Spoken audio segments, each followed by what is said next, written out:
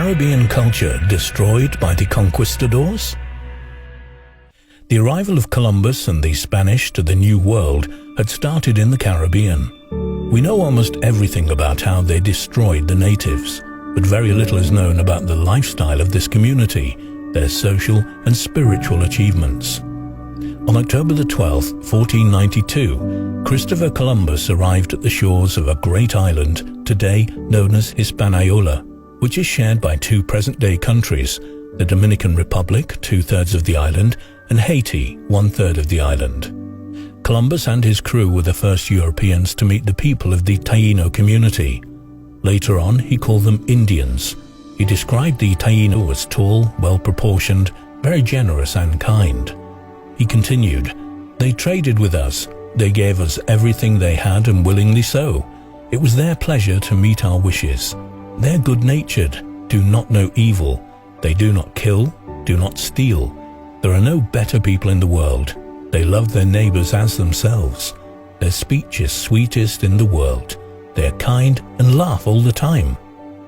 525 years later, ancient civilization researcher Dr. Samos Managich, PhD, is touring the area where the Taino once lived: South Florida, Puerto Rico, the Dominican Republic, St. Thomas, St. Martin, and the Bahamas.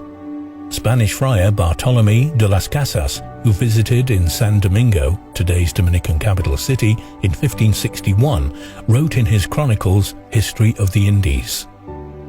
"When I came to the city in 1508, there were only 60,000 Indians left.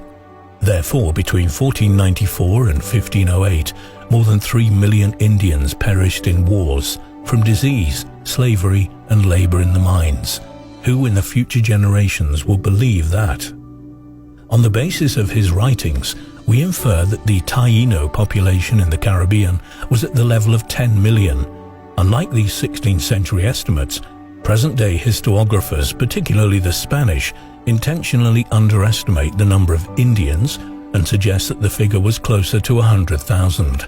Thereby, they hope to diminish the scale of their barbaric actions considerably, and might even let it slide into obscurity.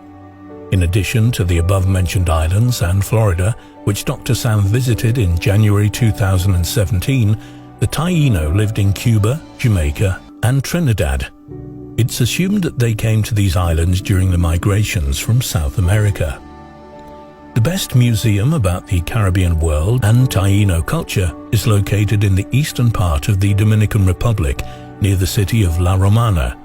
A half-an-hour drive by taxi from the center to the protected zone, with its golf and polo playing fields, villas and apartments, palm boulevards, hotels and shopping malls for the rich and privileged. This kilometer-long complex is also where Altos de Chavon, the replica of a medieval European city, is located. Paved roads, a small church, blessed by Pope John Paul in 1979, and the amphitheater for 5,000 people, opened with a concert by Frank Sinatra and Carlos Santana in 1982. Naturally, what drew Dr. Sam's attention was the Regional Archaeological Museum, opened in 1981. The traces of the life in the Caribbean islands go 6,000 years back into the past. The Siboney culture is credited with the shaping of the stone balls that had been placed in the tombs of the deceased. These balls are small in size, 10 to 30 centimeters of diameter, crafted into very regular spheres. There is no explanation why just the stone balls. Did they know about the connection between spherical geometry and energy fields? The museum's display includes decorated stone axes, petroglyphs, preserved cave paintings, all proving that they were not primitive cultures struggling for survival. Art was undoubtedly an integral part of everyday life. Stone tools, but also seashell tools, are elegant and demonstrate skill in processing fruit, animals, and sea life for nourishment. The naturally occurring implements of this pre-technological society are not a sign of inferiority, but simply of life in harmony with nature and with what the environment has to offer. They were deft in building wooden canoes that could carry from 2 to 150 people, depending on their dimensions and purpose. Being adept fishermen, they caught fish in several ways. They knitted cotton and palm tree leaf nets with the pebbles attached to the ends, which were used in greater depths. They would be positioned over a shoal full of fish. They would skillfully toss the net into the air, and it would sink over the shoal. Thanks to the pebbles attached to its edges, the net would close and envelop the fish. The other way to catch fish was with a bow and arrow, or with wooden spears sharpened and used as harpoons. The Taino used to fish in their shallows of the clear Caribbean Sea. A third way of fishing was the kind of weir similar to the one used in the Adriatic, sealed rectangular nets which acted as fish traps. For hunting, the Taino used wooden bows and arrows and spears tipped with fish bones or sharpened stones. The abundance of the animal, avian or marine wildlife allowed for a diverse diet. Unlike men, women tilled the land and cultivated various local crops. Thanks to the first Europeans, we have some information about the socio-political organization of the Taino culture. The present-day island of Hispaniola they called Haiti, which is how the name Haiti originated. Haiti was divided into 8 provinces. Each one was led by an elder, whom the Europeans called chieftains. The elders lived in the capital city. Secondary settlements were run by local chiefs, who were subordinate to the higher-level elders. The leadership was passed from generation to generation, but on the mother's side. Thus, for example, when an elder died, his brother would take over the role. If the deceased had no brothers, it would be the turn of the male children of the elder's mother's sister. A hierarchy existed in the cities as well. Besides the elders and their deputies, the ruling class also included shamans. Then came artists, farmers, fishermen, and other groups. In the center of the city there was a public square, sometimes round and sometimes rectangular. It was used for festivals, games, processions, and various rituals. The elder lived in the largest house, built of wood and with a terrace, all covered with palm tree leaves. At the bottom of the pyramid were ordinary community members, who lived in large circular wooden cottages, each housing 5 to 10 families. Polygamy was commonplace for both men and women. The most important Taino festival was the Arito. Sometimes it lasted for days. It was an occasion when everyone dyed their bodies red, white and black, and wore their most beautiful shells and seeds necklaces. Various geometrical shapes made by individual clay stamps, dipped in different colors and leaving characteristic marks on the bodies, would be prominently displayed. Women would form a line and dance. Men would play various musical instruments. During long, pleasant and warm nights, the elders told the stories about the origins of the planet, of the sea and the islands, of wildlife and of the ancestors. They would sing in gratitude for those that were no longer with them, and who made it possible for them to live in happiness and contentment. The recitals, poems and tales would be accompanied by the drums, flutes and the sounds of shells. Those were the opportunities for new generations to learn from the oral histories and to prepare to pass on the knowledge to their own descendants one day. The pleasant climate throughout the year and the vicinity of the sea were why the Tainos were usually naked. Once married, women would start wearing clothes covering them from the waist to the knees. All women sported a similar hairstyle, long hair in the back and trimmed short at the front. Several burial methods were practiced at these cemeteries situated far away from the settlements. The elders were buried under the ground, sitting on a wooden chair, surrounded with objects of adornment. The Tainos believed that the physical death was not the end of life, but that the individual soul continued living. A game with a rubber ball was both ceremonial in nature and a form of entertainment. 2 teams of 25 players each, women included, had to keep the ball in the air as long as they could, and to stop it from touching the ground. They couldn't use their hands, but they could use their elbows, knees and head. If we recall that the first inhabitants of the Caribbean had come from Belize and Guatemala, then this tradition was probably brought over from Central America. The spiritual aspect of the Tainos' life was supervised by shamans. All important decisions were made during rituals led by shamans seated in ceremonial chairs. The male elders gathered and commenced the process of purification of their bodies. To empty their stomachs, they used wooden spatulas to provoke vomiting. Another method of cleaning before the ritual started was by fasting. When they were purified, they would inhale the koaba hallucinogenic dust by means of Y-shaped hollow wooden stalks which fitted in both nostrils. During these trips, they communed with ancestral spirits and spirits of nature, Zamis.